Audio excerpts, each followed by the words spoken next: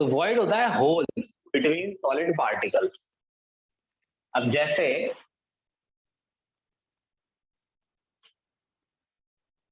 मेरा एक face centred cube है, पहले दो होल समझा दूं मैं।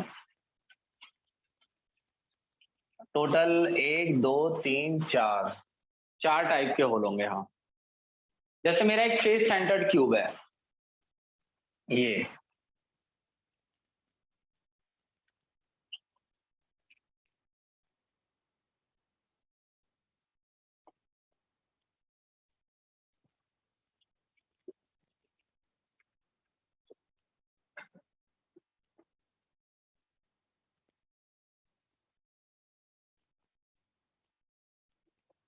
जिसमें पार्टिकल कॉर्नर पर है और फेस के सेंटर पर।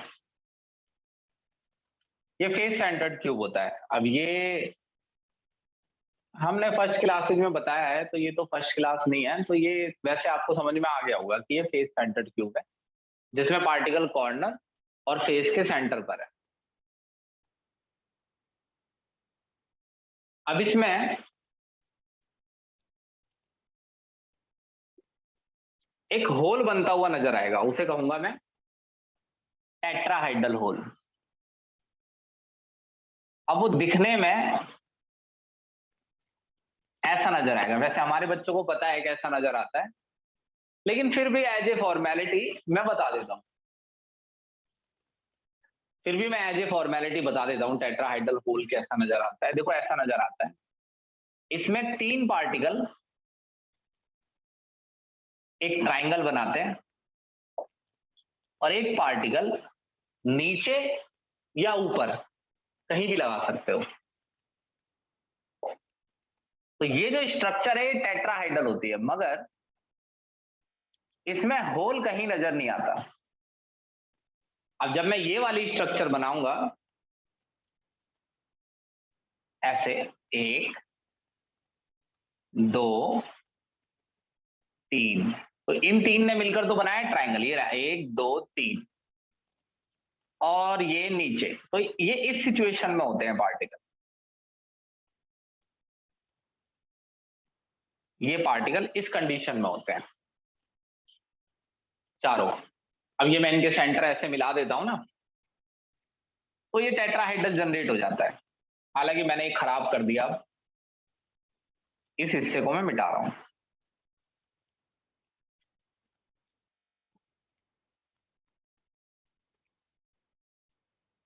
अच्छा, तुम्हें नहीं लगता यहां पर अंदर एक होल बन गया होगा इन चारों पार्टिकल्स के अंदर? अंदर जहां मेरी उंगली अंदर जाए, गायब हो जाए, जहां ये स्टिक अंदर जा रही है, देखना ये इतनी बड़ी है और इसका इतना पार्ट मैं अंदर घुसा देता हूं।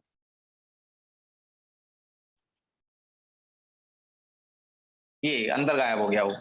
यहां से यहां नहीं निकलना चाहिए, इसे मैं डॉटेड से दिखा देता हूं। यहां पर इस जगह पर एक होल है। अब ये होल अगर वैसे ज्यादा देखना है तो इसको ना, इस फिगर को हम ऐसा कर लेते हैं।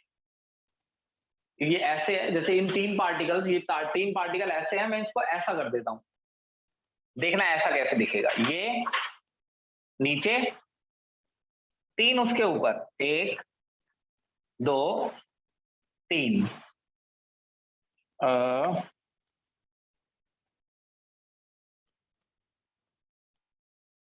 ये है वो होल जो यहां पर नजर आता। इस होल में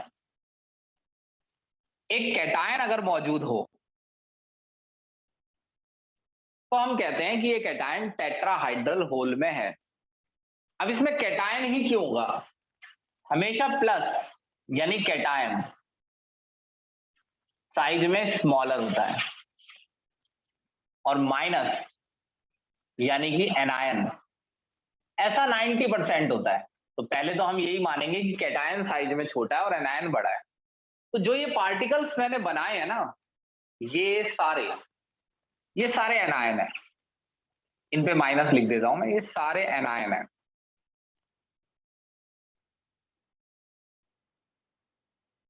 अब इस फिगर में ये फिगर कहां है?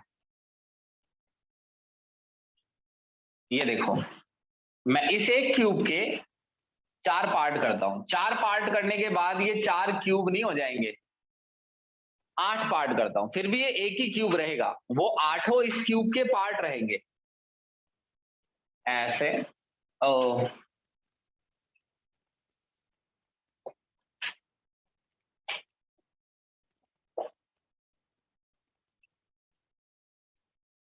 ऐसे।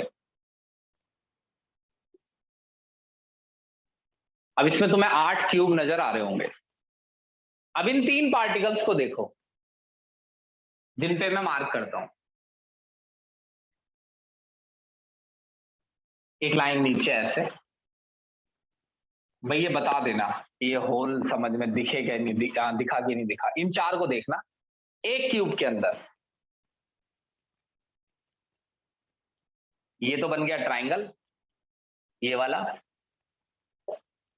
और ये पार्टिकल है ऊपर या नीचे, ये बन गया पूरा होल टेट्राहाइड्रल।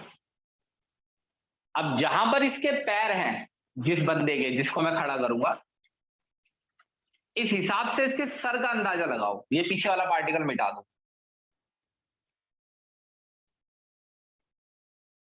अब ये जो कैटायन है,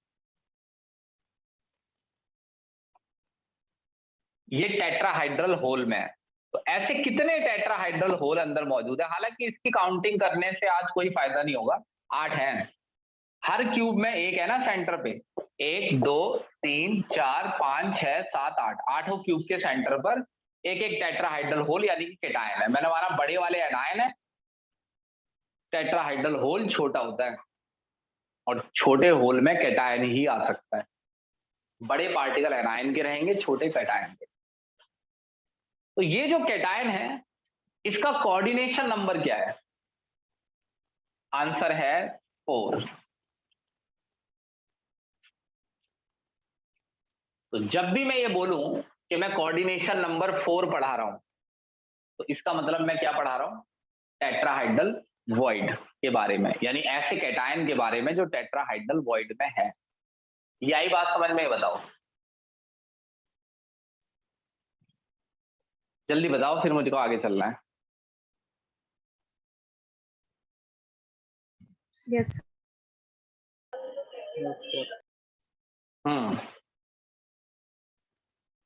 किसी ने कुछ बोला? मैंने वो नहीं लगा रखा था। क्लियर है?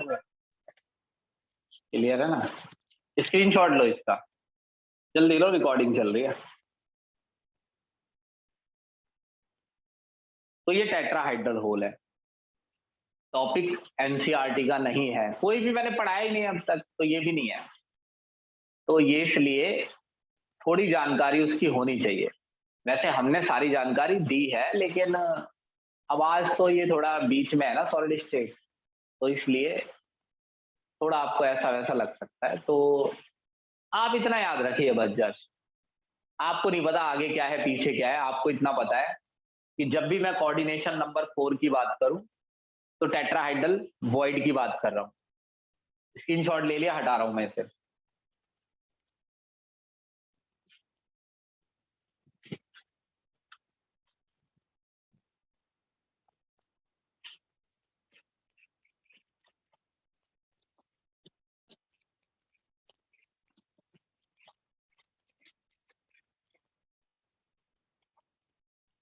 अब अगली चीज है, इसी फेस सेंटर्ड क्यूब में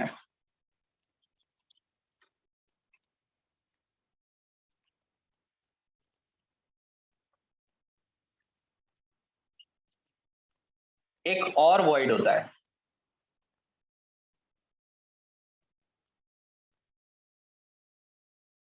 इसके 8 पार्ट कर दूं मैं पहले, रुको 1 मिनट।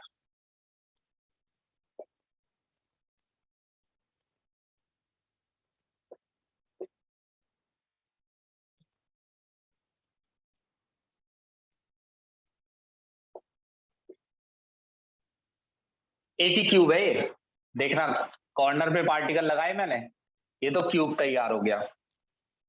और फेस के सेंटर पे लगाऊंगा, यहां यहीं से ही दिख रहा है, पार्टिकल लगाने के तरीके से ही दिख रहा है कि एक ही क्यूब है, उसके 8 टुकड़े किए हुए हैं, बीच में भी एक लाइन आएगी।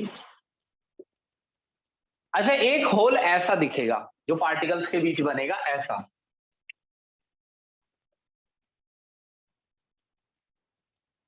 एक मिनट सोचने दो मुझे। ऐसा दिखेगा,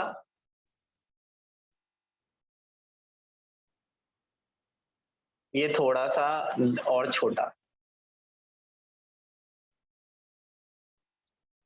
जिसमें 6 पार्टिकल मिलकर पहले 4 एक स्क्वायर बनाएंगे। इस स्क्वायर पे ध्यान दो, पहले 4 पार्टिकल मिलकर एक स्क्वायर बनाएंगे, फिर जब मैं इन सारे पॉइंट्स को ऊपर से मिलाऊंगा तो एक स्ट्रक्चर बनेगी जो है टेट्राहाइड्रल। अरे कितनी बार पता है तुम्हें अच्छी तरह ये बात, टेट्राहाइड्रल। अब ये 3D में कैसे, मतलब वैसी कैसी दिखती है, अगर इसका कंटेन यानी कंजेस्टेड फिगर बनाया जाए तो वो कैसा दिखता है? ये 4 पार्टिकल, 1 2 3, ये 4, ये 4 तो बनाते हैं स्क्वायर। ये हिस्सा 1 2 3 4, और एक पार्टिकल ऊपर, ये थोड़ा ज्यादा बड़ा हो गया लेकिन चल जाएगा काम। एक पार्टिकल ऊपर एक नीचे, यही तो है टेट्राहाइड्रल। एक पीछे जाएगी लाइन, वो मैं बना नहीं रहा, और ये ऊपर जाएंगी। ये एक ही हिस्सा दिख रहा है ना 3D में। तो अब इसमें होल कहाँ है? ये तो रहा होल, ये तो इसी में ही दिख रहा है। जब ये सारे पार्टिकल मिल जाएंगे तो यहाँ एक होल आएगा, यहाँ रखा होगा कैटायन। तुमने सुना नहीं कभी कि ऑक्टाहाइड्रल वॉइड और टेट्राहाइड्रल वॉइड में कैटायन रखा होता है? कैटायन साइज में यस छोटा सर। होता है। तो ये जो कैटायन है ये साइज में छोटा होता है।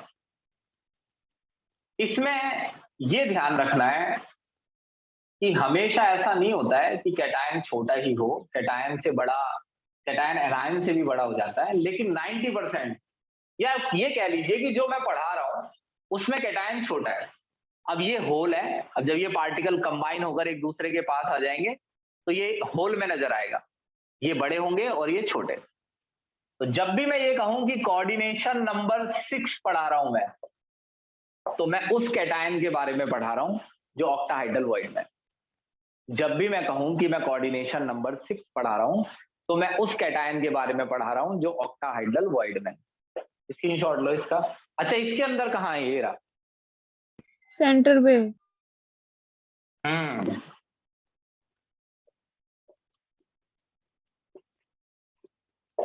ये रहा। सेंटर पे होता है, एक तो बॉडी सेंटर पे होता है, बाकी एज सेंटर पे होता है ना। लेकिन अभी हम काउंटिंग नहीं कर रहे हैं ना, चाहे एज पर, हम तो एक के बारे में पढ़ा रहे हैं। तो बार टोटल 13 होते हैं, एक बॉडी सेंटर पे और 12 एज सेंटर। स्क्रीनशॉट लो इसका।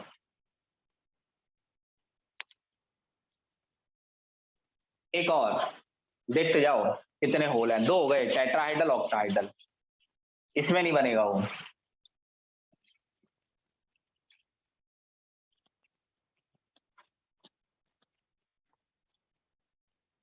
देखो, एक मैं बनाऊंगा बॉडी सेंटर्ड क्यूब, मगर मेरा जो बॉडी सेंटर्ड क्यूब होगा वो थोड़ा अलग होगा।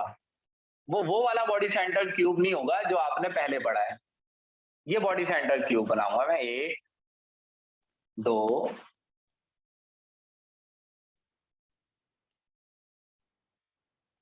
ये आपने जो बॉडी सेंटर क्यूब पढ़ा है ना, चलो बता दो उसमें और इसमें क्या अंतर है।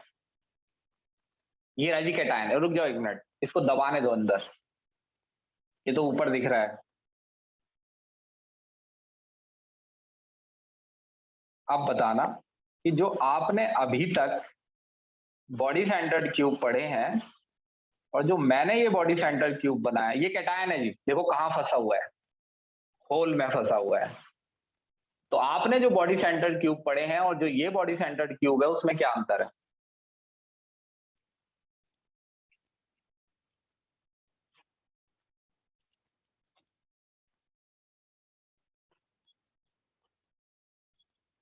अभी मैं बोलूंगा ना ये अंतर है, फिर कहोगे हाँ हाँ।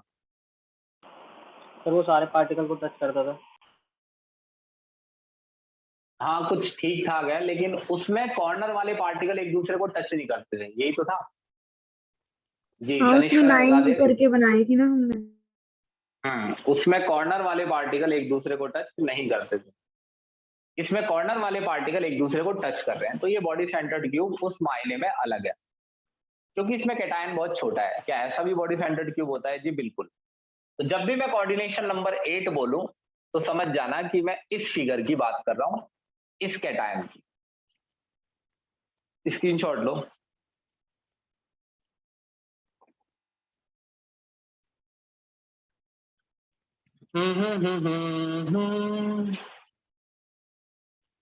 अगला, तो टोटल मेरे पास ना, टोटल चाहे आप आईआईटी एडवांस तक चले जाएं, एडवांस के एग्जाम तक, टोटल इतने होल्स रहेंगे। कोऑर्डिनेशन नंबर नहीं पढ़ा रहा हूं मैं, कोऑर्डिनेशन नंबर एक अलग टॉपिक है, वो इससे बड़ा टॉपिक होता है। मैं पढ़ा रहा हूं कि होल्स कितने टाइप के हैं, होल्स का कोऑर्डिनेशन नंबर। तो 2D और 3D,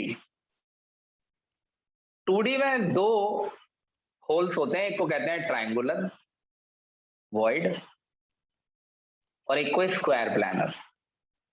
अगर आपकी पैकिंग 2D है, जो कि नेचुरली होती ही नहीं है, पैकिंग 2D 3D ही होती है, लेकिन फिर भी अगर पैकिंग 2D हो तो उसके लिए भी हम पढ़ेंगे। अगर आपकी पैकिंग 3D है, सपोज आपकी पैकिंग है टेट्राहाइड्रल वॉइड, यानी आपका जो होल है, पैकिंग नहीं, होल 3D है, तो वो 3D पैकिंग के अंदर होता है। यानी हम पढ़ रहे हैं टेट्राहाइड्रल वॉइड, ऑक्टाहाइड्रल वॉइड और बीसीसी। इसका कोऑर्डिनेशन नंबर 8, यहां कैटायन का कोऑर्डिनेशन नंबर 6, कैटायन का, यहां कैटायन का कोऑर्डिनेशन नंबर 4, यहां कैटायन का कोऑर्डिनेशन नंबर 3, यहां कैटायन का कोऑर्डिनेशन नंबर 4। इनका फिगर बना देता हूं, आसान है। ऐसे होल, ये है ट्रायंगुलर और ये बीच में है ये छोटा सा वॉइड। स्क्वायर प्लैनर ऐसा, और ये बीच में है छोटा सा कैटायन। इसका 4 दिख ही रहा है तुम्हें, इसका 3 है और ये 4, ये भी 4 है। ये 2D में 4 है, ये 3D में 4 है, और इतने होल्स हैं जो हमें पढ़ने। स्क्रीनशॉट ले लो फिर से।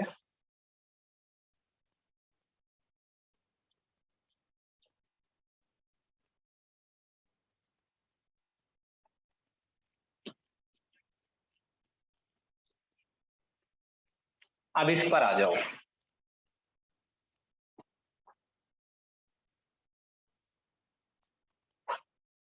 सबसे पहले ये मैंने एक ट्रायंगुलर वॉइड लिया, और क्या पढ़ाना है मुझे इसमें, ये देखो। ये कैटायन है, कैटायन की रेडियस R+ और एनायन की R-, ऐसे लिखूंगा मैं। अब यहां पर मैं एक ये ऐसे ट्रायंगल बनाता हूं, या एक पहले बड़ा बनाता हूं एंगल समझाने के लिए। अब ये मैंने एक छोटा बनाया नीचे। अब ये जो ट्रायंगल है, जितने पे मैं मार्क कर रहा हूं, ABC सपोज, और ये जो एंगल है ये 30 डिग्री है।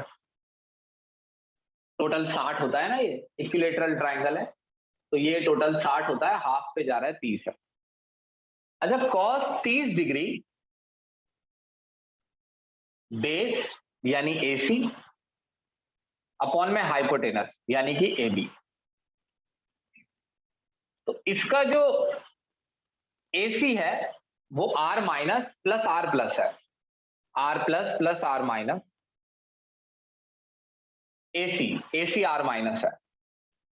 इसका जो AC है वो R- है, और जो AB है वो R+ प्लस R- है।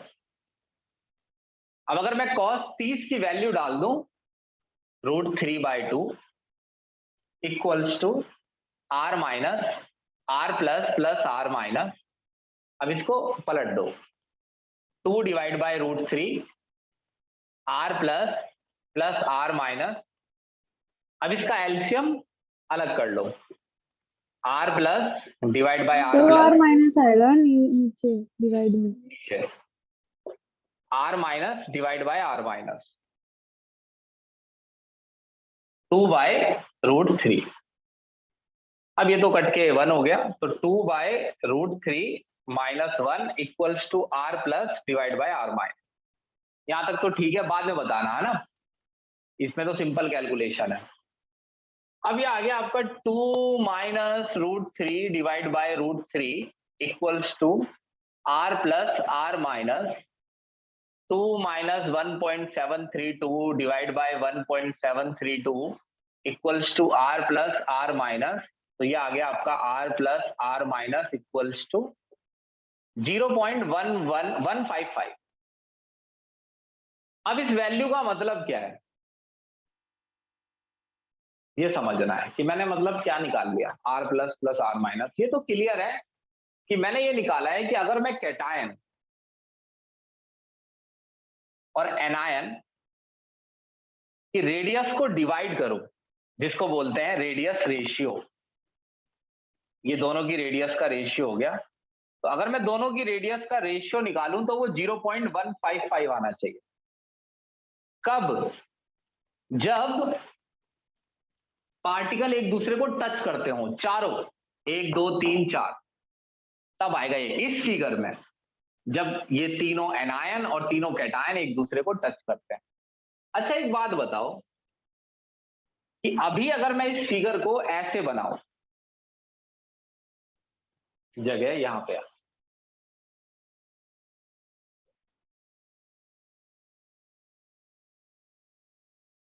जिसमें कैटायन इन्हें टच ना कर रहा हो, इसी फिगर को मैंने ये बनाया जिसमें कैटायन इन्हें टच नहीं कर रहा है, तो तुम ये बता दो कि ये रेशियो ज्यादा आएगा या कम?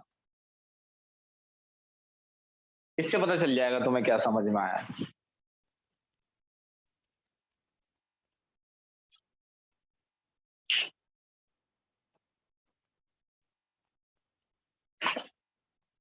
बताओ, सोच के दिमाग लगाओ। सर क्या क्वेश्चन पूछे थे, रिपीट करना। क्वेश्चन ये है कि डेरिवेशन हटा दूं, इसे समझना है, फिर बताता हूँ क्वेश्चन क्या है। बता दो।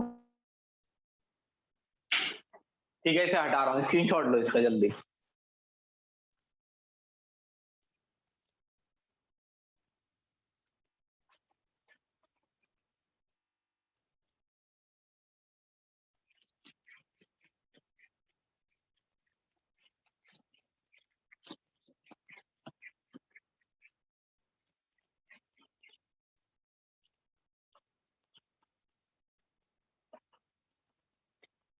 देखो, एक फिगर ये है,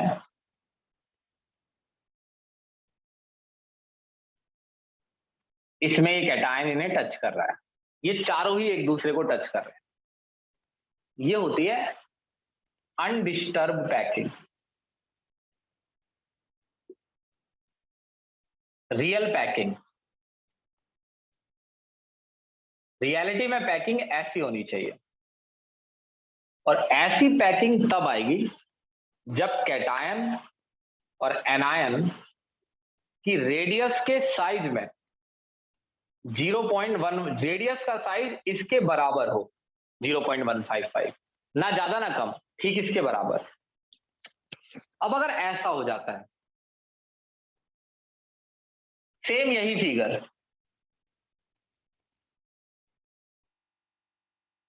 और एनायन इन्हें कैटायन इसे टच नहीं कर रहा, यानी कैटायन का साइज छोटा है, तो तुम्हें ऐसा नहीं लगता कि r plus r minus lesser than आएगा 0.155 के?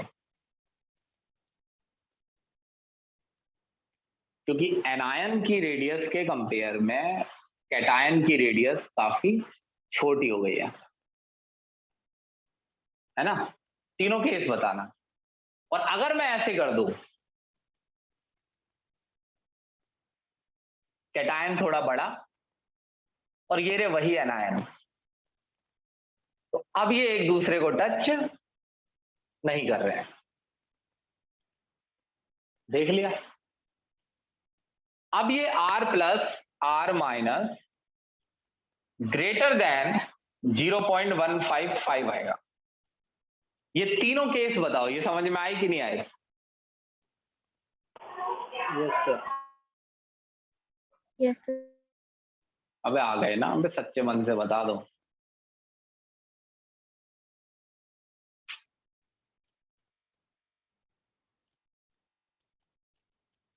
आ गए ना? अब अच्छा ये बताओ कि ये क्या है? Disturb packing. क्या इसमें कोऑर्डिनेशन नंबर 3 है? हाँ है ना। इसको डायरेक्टली टच कर रहे हैं तीनों। अरे तीनों आपस में टच नहीं कर रहे, कैटायन को तो टच कर रहे हैं। इसमें तो वो कैटायन को टच ही नहीं कर रहे हैं, लेकिन हाँ होल का कोऑर्डिनेशन नंबर 3 है अभी भी गैप का। हालांकि इस कैटायन को तो अब ये टच ही नहीं कर रहे हैं, लेकिन फिर भी कैटायन होल के अंदर है, तो उस होल का कोऑर्डिनेशन नंबर 3 है, तो ये फिगर बनाया जा सकता है। मगर मेरा आपसे कहना ये है कि ऐसी पैकिंग पॉसिबल नहीं होती है। ऐसे में कैटायन पैक रहेगा ही कैसे जब कैटायन इन्हें टच ही नहीं करेगा? ये भी एक डिस्टर्ब पैकिंग है।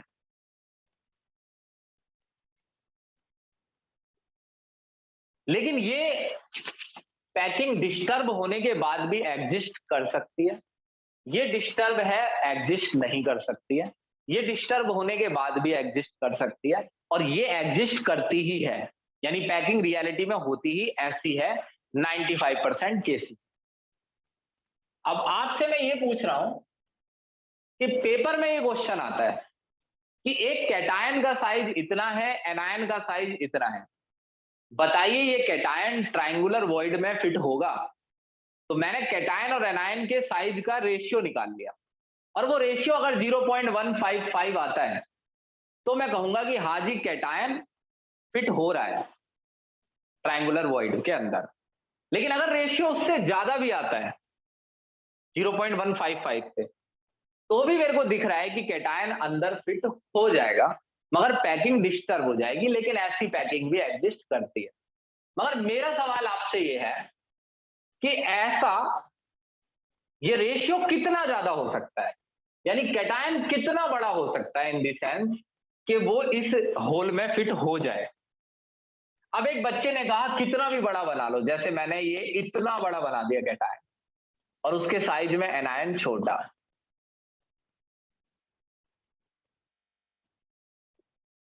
अब बच्चे ने कहा सर ये तो बढ़ता ही चला जाएगा रेशियो। लेकिन अगर ये गैप इनके खुद के साइज से ज्यादा हो गए, अगर ये गैप, ये जो गैप है, ये गैप इनके खुद के साइज से ज्यादा हो गए, तो तुम्हें ऐसा नहीं लगता फिर तो दूसरे पार्टिकल यहां आके फिट हो जाएंगे?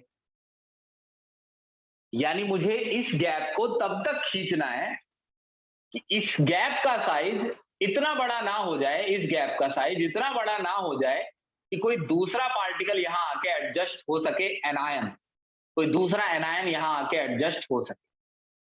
तो मुझे ये निकालना है कि चलिए मिनिमम पैकिंग तो इतनी रहेगी कि कम से कम कैटायन एनायन का रेशियो कम से कम इतना होना चाहिए, इससे कम में तो पैकिंग खराब ही हो जाएगी। कम से कम एनायन और कैटायन और एनायन का रेशियो इतना होना चाहिए, लेकिन मैक्सिमम कितना होना चाहिए? मैंने ये देखा कि रेशियो इससे ज्यादा भी हो सकता है, लेकिन ज्यादा कितना हो सकता है?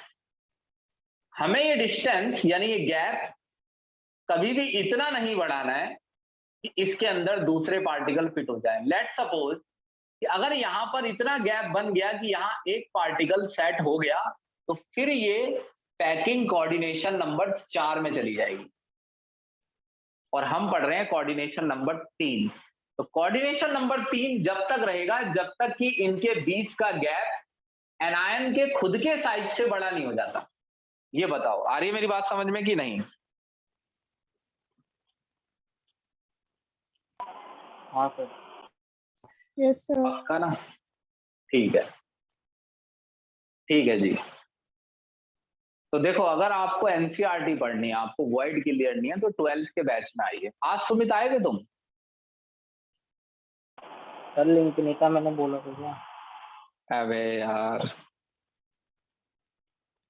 ठीक है। तो तुम्हारे ये समझ में आया टॉपिक क्या है? तो मैं एक बार ये बताता हूँ कि ये टॉपिक क्या है, क्योंकि आप अभी जस्ट 12th से आए हैं। तो मैं आपको ये बता दूं कि ये टॉपिक क्या है। ये टॉपिक ये है कि हमसे ये पूछा जाता है कि एनायन बड़ा होता है और कैटायन छोटा। लेकिन जैसा मैं रिकॉर्डिंग में बोल रहा हूं कि एनायन बड़ा होता है कैटायन छोटा, मैं ये भी बता दूं कि हमेशा ऐसा नहीं होता है, लेकिन मैं ऐसे पढ़ा रहा हूं बच्चों को कि कैटायन छोटा रहेगा, एनायन बड़ा। तो ये टॉपिक इसलिए बनाया गया है कि आपको ये बताने के लिए कि अगर कोई कैटायन किसी पैकिंग में कैटायन और एनायन दोनों है और हम ऐसा अज्यूम कर लें, कोई रियल पैकिंग नहीं है, अगर रियल ही पैकिंग होगी तो फिर तो वो एग्जिस्ट करती होगी, तो उस पर सवाल नहीं पूछा जाएगा कि ये एग्जिस्ट करती है या नहीं। कोई इमेजनरी पैकिंग है, उसमें कैटायन का साइज इतना है, एनायन का साइज इतना है, तो वहां ये पूछा जाएगा कि बताइए कि ये एनायन अगर ट्रायंगुलर वॉइड बनाते हैं तो कैटायन उसमें फिट होगा। तो बच्चे कैटायन और एनायन का रेशियो निकालते हैं और अगर वो रेशियो इतना आता है तो बच्चे कहते हैं कि फिट होगा। लेकिन ये टॉपिक अगर यहीं तक होता तो भी ये आसान हो जाता, लेकिन इसमें एक गड़बड़ी है कि रेशियो इससे ज्यादा भी हो सकता है अगर कैटायन बड़ा हो जाए। तो ये बेशक ये टच नहीं कर रहे आपस में, मगर इसे तो कर रहे हैं, तो भी इसका कोऑर्डिनेशन नंबर 3 है और तो भी ये ट्रायंगुलर वॉइड है। इससे बच्चे को ये लगता है कि तो फिर आखिर ये रेशियो कितना ज्यादा हो सकता है। अब नॉर्मली जब आप बुक पढ़ते हैं तो आपको ये लगेगा कि ये रेशियो कितना भी ज्यादा हो सकता है, कितना भी बढ़ा लो इसे। मगर मैं आपको ये समझा रहा हूं कि अगर आप ये गैप बढ़ाएंगे और ये गैप अगर इतना ज्यादा हो गया एनायन के साइज से भी ज्यादा, तो इसका मतलब तो ये हो जाएगा कि यहां पर दूसरे एनायन फिट होंगे, तभी तो ये गैप इतना है। और अगर यहां दूसरे एनायन फिट हो गए तो कोऑर्डिनेशन, वो एनायन इससे टच करेंगे। और ऐसे में अब आप कहेंगे इसे टच क्यों करेंगे? अरे एक कैटायन को सराउंड करने वाले सभी एनायन उसे टच करते हैं ना।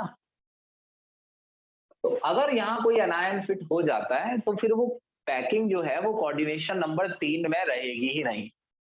तो यानी इस साइज को इतना खींचना है बस, कैटायन को सिर्फ इतना बड़ा करना है कि कभी भी ये गैप एनायन के खुद के साइज से बड़ा ना हो जाए, वरना कोऑर्डिनेशन नंबर चेंज हो जाएगा। अब ये सवाल है कि मैक्सिमम कितनी होनी चाहिए, 0.155 से कितनी ज्यादा होनी चाहिए? तो उसे निकालने का कोई तरीका नहीं है कि कितनी मैक्सिमम वैल्यू होनी चाहिए। लेकिन अगर मैं कोऑर्डिनेशन नंबर 4 पढ़ लूं, अगर मैं ये पढ़ लूं कि कोऑर्डिनेशन नंबर 4 क्या चीज होती है, तो कोऑर्डिनेशन नंबर 4 की जो मिनिमम वैल्यू है वो इसकी मैक्सिमम है। अगर मैं कोऑर्डिनेशन नंबर 4 की मिनिमम वैल्यू निकाल लूं, लिमिटिंग रेडियस रेशियो निकाल लूं मिनिमम, जैसे इसकी मिनिमम ये है, तो अगर मैं कोऑर्डिनेशन नंबर 4 की मिनिमम वैल्यू निकाल लूं तो वो कोऑर्डिनेशन नंबर 3 के लिए मैक्सिमम है। ये लाइन बताओ समझ में आई? तभी निकालूंगा। हाँ सर। Yes sir. ठीक, तो निकाल रहा हूं मैं, स्क्रीनशॉट लो।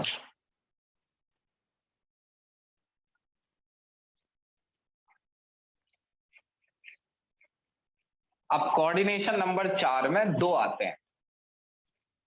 पहले एक को पकड़ो, ये वाला कठिन है, इसमें दिक्कत हो सकती है। वैसे मुझे लग नहीं रहा कि नंदिनी को कोई खास दिक्कत हो रही है, लेकिन उसे हो सकती है जिसको सॉलिड स्टेट ना आता हो, कम आता हो, पढ़ अपने आप से पढ़ा हो। भाई बहुत साफ फिगर बना रहा हूं मैं, ध्यान से देखना।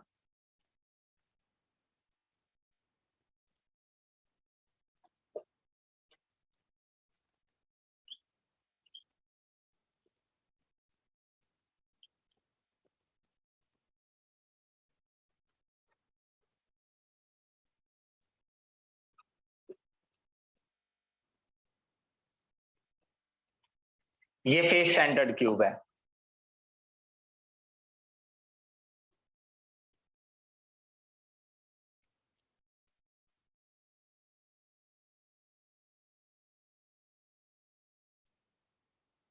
जिन पार्टिकल्स की जरूरत नहीं होगी उन्हें मैं हटा दूंगा। तो अपना विजन जो है वो इतना क्लियर रखना। ये मैंने कई क्यूब बनाए थे अभी इसी के ही।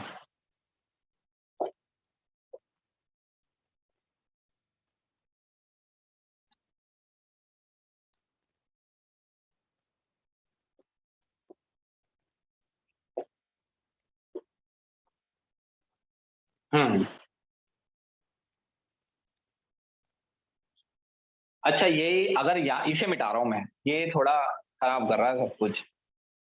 ये मैं कह रहा हूं मुझे दिख ही नहीं रहा। इस लाइन को भी ना हल्का कर रहा हूं मैं। भाई ये वाला जरूर समझ लेना, क्योंकि टॉपिक का मोटिव समझने के बाद बच्चा उसे पढ़ लेता है, लेकिन ये आपको नहीं आएगा समझ में। मतलब टाइम लगेगा इसमें जब आप खुद से पढ़ेंगे। ये मैंने थोड़ा गायब सा कर दिया, अब ये फिगर साफ दिख रहा है। यहाँ है ये कैटायन, थोड़ा ध्यान से बनाता हूँ मैं इसको। ये लाइन सीधी यहाँ थोड़ा बड़ा बनाया है मैंने कैटायन, प्लस माइनस लिख देता हूँ, बस इस पे प्लस लिख दिया, समझ गए। ये जो लेंथ है ये आपको दिख ही रही होगी। ये इसके पैर देखना कहाँ है, तो इसका सर समझ जाना कहाँ है, इस कमरे के सेंटर पर। ये जो लाइन है वो इसके सेंटर से निकल रही है और इस सेंटर तक जा रही है, बॉडी डायगोनल है, ये समझ रहे होंगे आप। अच्छा, ये लेंथ कितनी है एक ही टर्म में, एक ही टर्म में ये लेंथ कितनी है? a/2। जी a/2, क्योंकि ये पूरी एज लेंथ है और इस एज लेंथ का हाफ है ये a/2। अच्छा, ये लेंथ कितनी है एक ही टर्म में?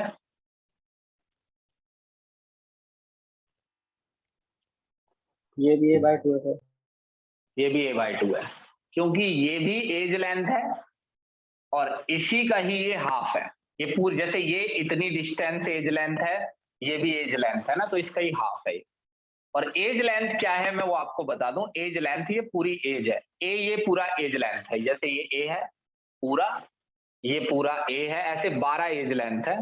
तो आप कभी इनको एज लेंथ मत ले लेना।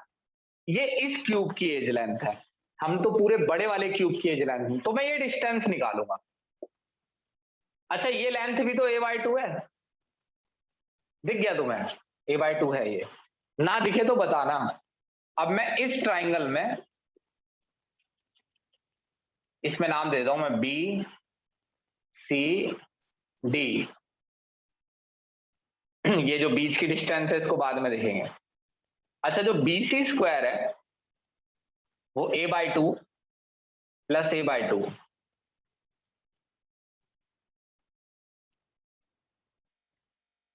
In triangle ABC।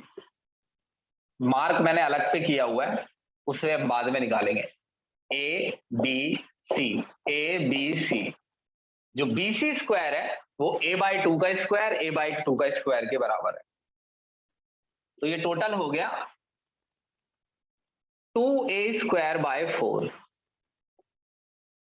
और ये हो गया 2। अब BC हो गया a/√2, यानी ये डिस्टेंस हो गई a/√2।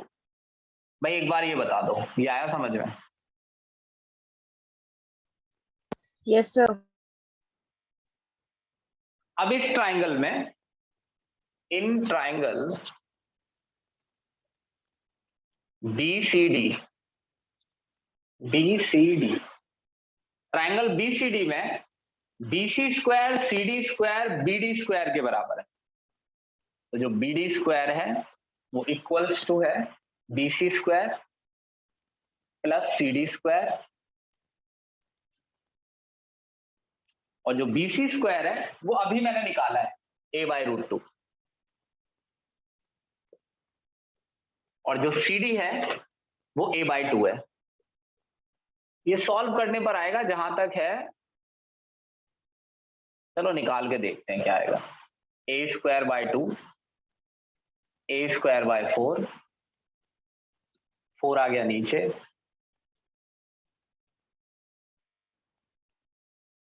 2a² बाय a², ये आ गया आपका 3a² 4। और जो आपका BD हो गया वो हो गया √3a/2। ये डिस्टेंस निकल गई। ये बताना क्या मैंने ये सही लिखा है?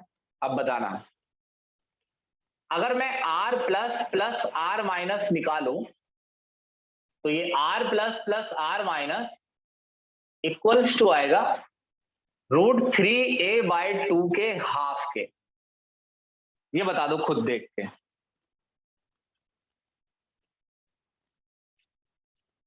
ये पूरी लेंथ है √3a/2, ये पूरी लेंथ है √3a/2 और इतना हिस्सा है √3a/2 का हाफ, और ये जो हिस्सा है वो कैटायन प्लस एनायन के बराबर है। बीच में कोई गैप नहीं होता है। आपको वो वाला फिगर दिखाया है ना जिसमें सारे एक दूसरे को टच करते हैं, तो बीच में कोई गैप नहीं है बेटा, इतना ही है। ये टच कर रहे हैं एक दूसरे को। जब ये इसे टच करेगा तभी तो कोऑर्डिनेशन नंबर 4 कह रहे हो ना, 1 2 3 4, तो ये टच कर रहा है इसे, तो इसका मतलब इसका जो हाफ है वो इतना है। और हाफ किसका कर दिया मैंने? √3a/2 का हाफ कर दिया, तो r plus plus r minus निकल गया। अब बताओ, आया समझ? हाँ सर। आ गया ना सबके? जल्दी बताओ, 15 मिनट है बस।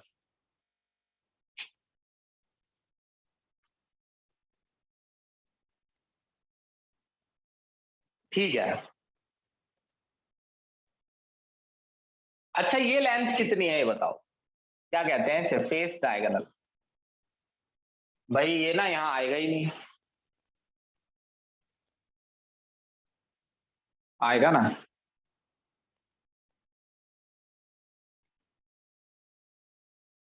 इसके अंदर आएगा, यहाँ आ जाएगा। अच्छा, ये लेंथ कितनी है? इसे समझने के लिए ये समझिए कि जो फेस सेंटर्ड क्यूब पे सेंटर वाला पार्टिकल होता है ना, वो चारों को टच करता है। आज अचानक से बात आसमान से नहीं उतरी है, ये बात कह कह के हमने पका दिया है, समझा समझा के। वैसे अब आप ये याद रखिए कि फेस सेंटर्ड क्यूब के जो सेंटर पे पार्टिकल होता है वो इन चारों को टच करता है, यानी ये तीनों एक दूसरे को टच कर रहे हैं। ये भी एनायन है, ये भी एनायन है, ये भी एनायन है। तो ये जो लेंथ है ये 4r है।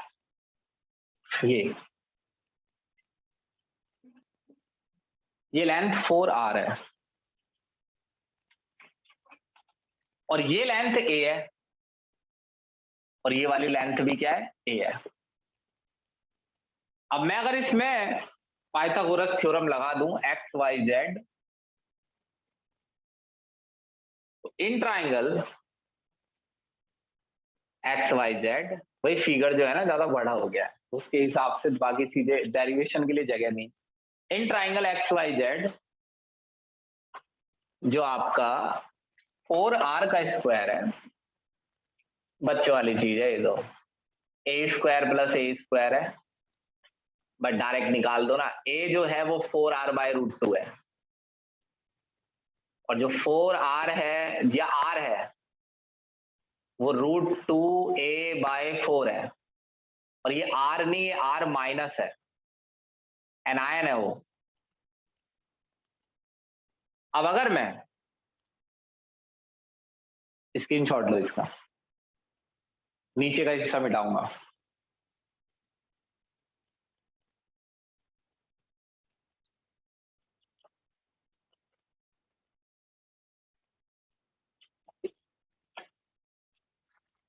अब अगर मैं r plus plus r minus, जो कि वो रहा √3a/4 को डिवाइड कर दूं r माइनस से, √2a मल्टीप्लाई 4 से 4 गया, a से a गया, r plus plus r minus divide by r minus equal to √3/√2।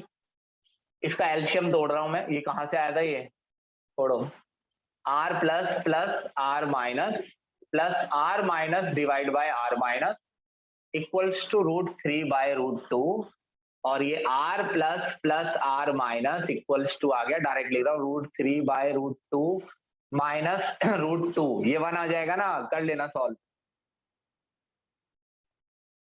अब ये आएगा आपका 0.225। भाई नहीं आया हो समझ में तो बता देना।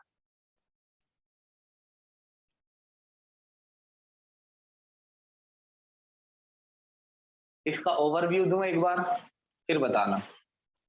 चक्कर आ रहे हैं मुझे लग रहा है तुम्हें। देखो ये तो समझ ही गए थे तुम कि ये एक क्यूब है।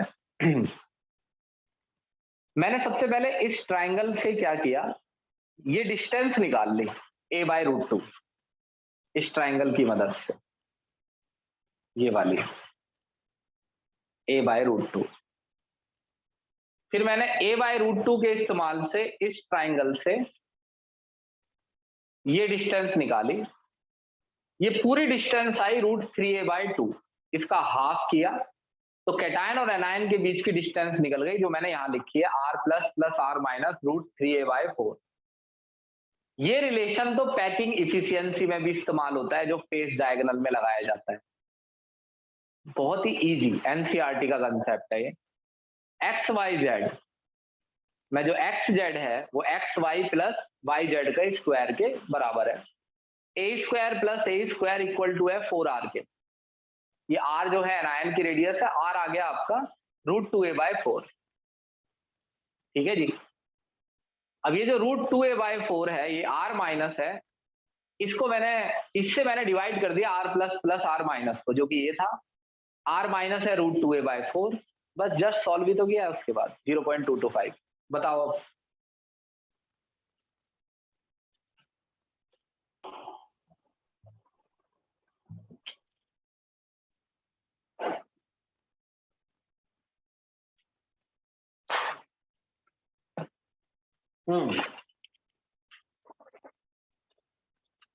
मिटा दो इसे।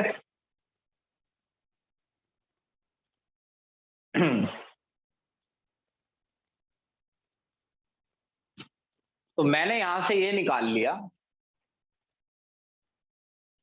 मिटा रहा हूं इसे, पूरे फिगर को मिटा दूं, ऑक्टाहाइड्रल आएगा। हाँ ठीक है।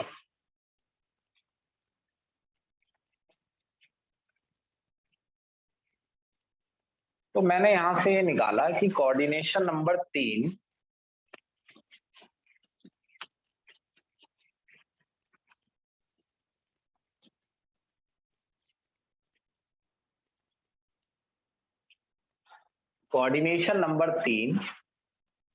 का मिनिमम रेशियो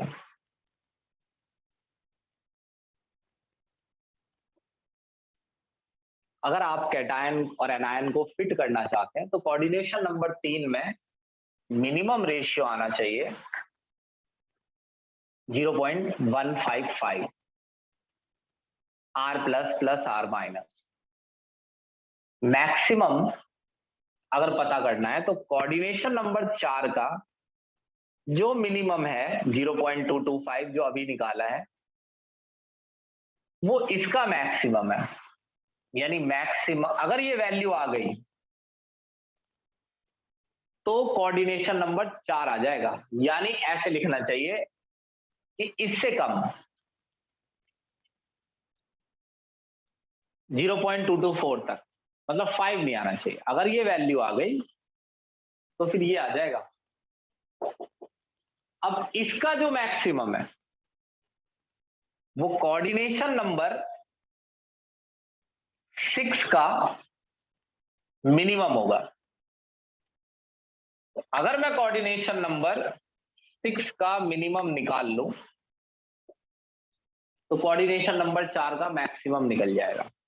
कोऑर्डिनेशन नंबर 5 होता ही नहीं है पैकिंग में। जितने बताए होते हैं उतने बता दिए मैंने। 3 होता है, 4 होता है, 6 होता है, 8 होता है।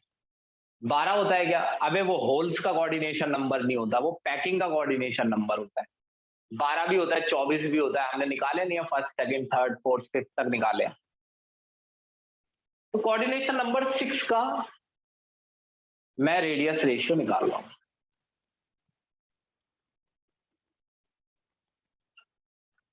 यही तो है कोऑर्डिनेशन नंबर 6, देखना ध्यान से।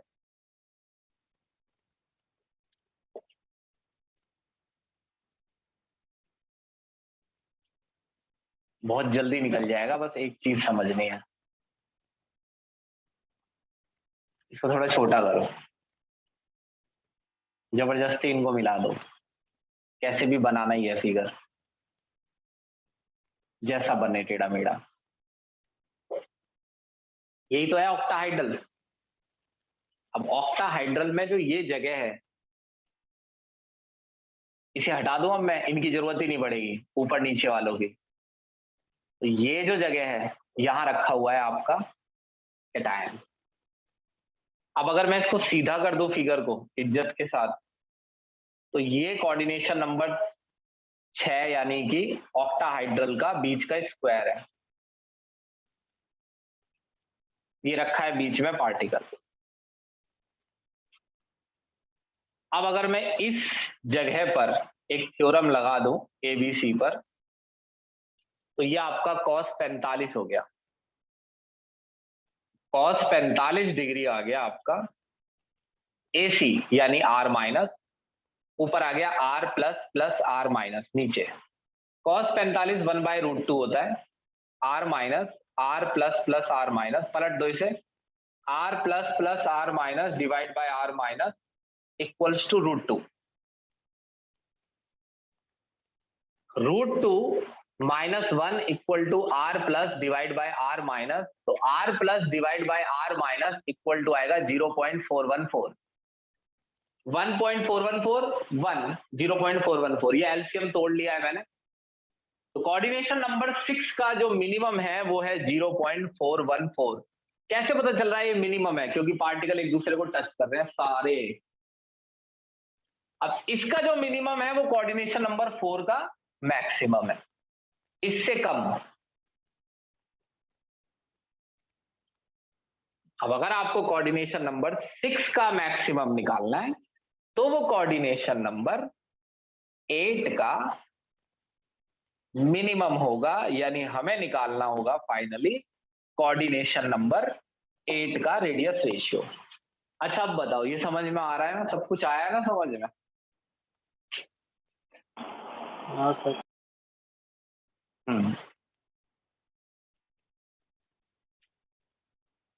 तो यहां तक निकालो। अब 6 बजे तो मेरी क्लास है, फिर क्लास का टाइम बढ़ा देंगे।